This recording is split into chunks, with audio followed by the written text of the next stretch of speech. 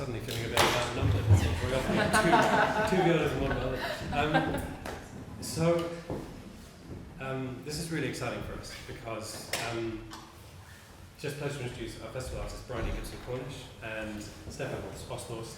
And what Stephan's holding is what he has named the AWE Viola, which he has been building this year and is kindly donating to us to the festival. Now, Stephan, do you want to?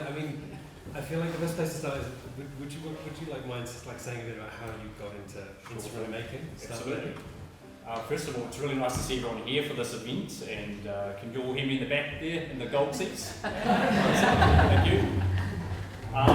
So that's a question I get often asked, is how on earth did you start making instruments? And it's very difficult for me to answer because it was a little bit by accident. It was just curiosity, and when I did get into it though, I very quickly realised that this is something that I have to be doing because it's my way of also giving back to music, which has done so much for me, and I really can't picture myself doing anything else. So it's not a very exciting story, but it's certainly quite meaningful to me. And one thing I would say that when trying out something like this, people say, "Oh, so you're self-taught," but it's a bit of a strange way of putting it because really I actually have the minds of some of the greatest makers, whether they're deceased or still alive, at my disposal, whether they know it or not. And I think if you love something enough and you're curious enough about it, then all of its secrets will reveal itself anyway. So that's really what I have to say about how I got into it, I think. Yeah.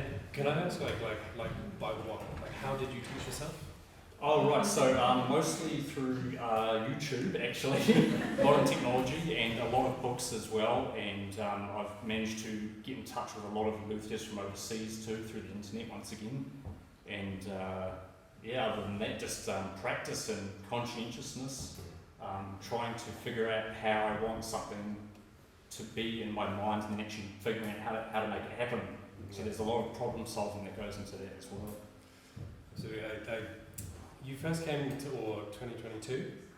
Yes, I believe it was. Yeah. So I do remember you showing up and being, I have this violin I made. So at that point I didn't realise how until after I'd played it.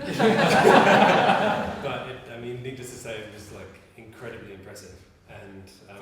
And then last year you brought, was it your second violin? That was my third. Already your third. He's churning them out already. I believe this is your first viola? It is. It's the very first viola that I've made, and you'd be forgiven for thinking that it's just a bigger violin, because it definitely isn't, as Bryony would most likely agree. Definitely. And it poses some very unique challenges in terms of making an instrument that will actually be playable and comfortable to play without injuring the player, but also trying to get a good viola sound out of it. So Ben unknowingly actually threw a really big challenge my way, but I don't say no, and I was more than happy to have my first viola go to AWE. I couldn't think of a better festival for it to go to, and it's come out pretty much exactly how I imagined it in my mind, so I couldn't be happier.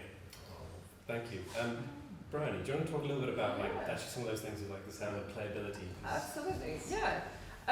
Well, it's always really exciting for me to meet new instruments, particularly instruments that are this new. That's very rare for me to be, well, apart from Ben and Justine, the first person to play on this viola. We had to try it. Yeah, fair enough. But it's really exciting because actually Stephan's care that he's taken to make it very playable was apparent to me from the very first notes that I played on the viola. And so that's a real credit to everything that you were aiming for.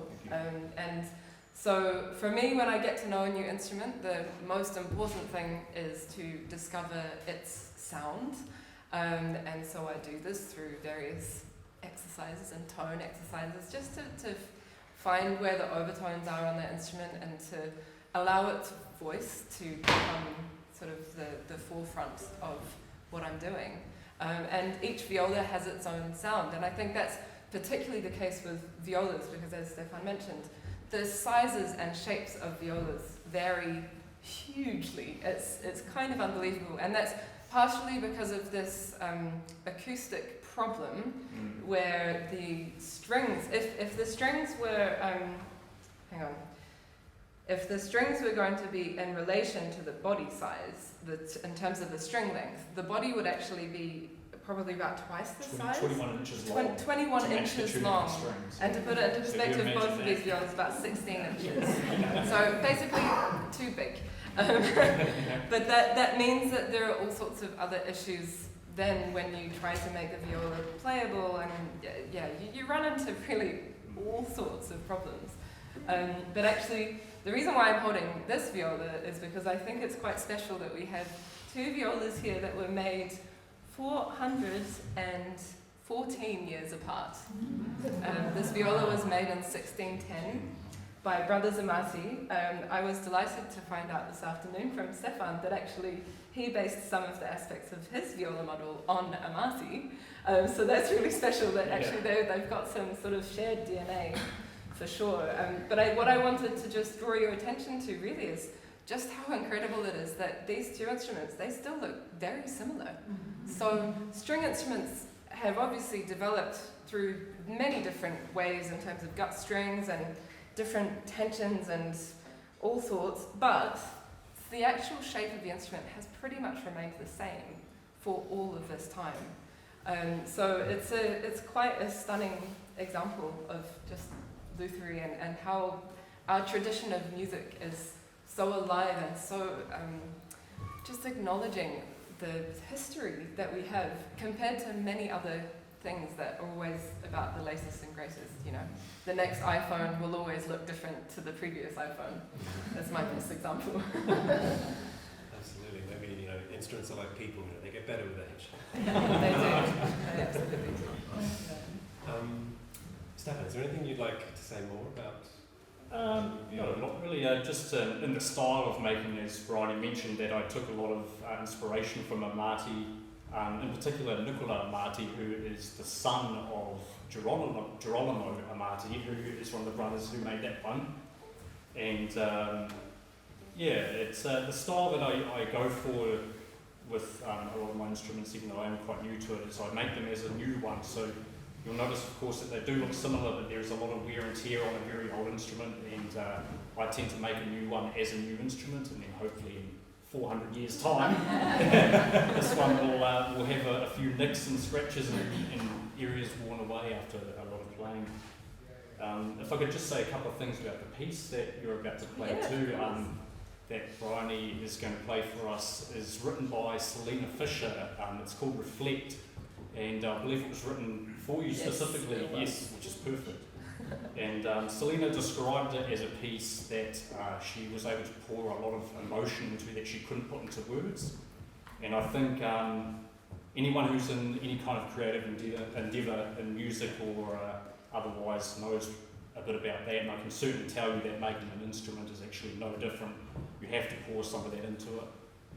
As Bryony plays the piece, sit back and enjoy it, take it in, and as it comes to a close, I ask just one thing from you, the audience, and that is to hold your applause just for a little bit longer than what you might normally be accustomed to, and just take a moment to really reflect. Thank you. Thank you, Stephan. Great.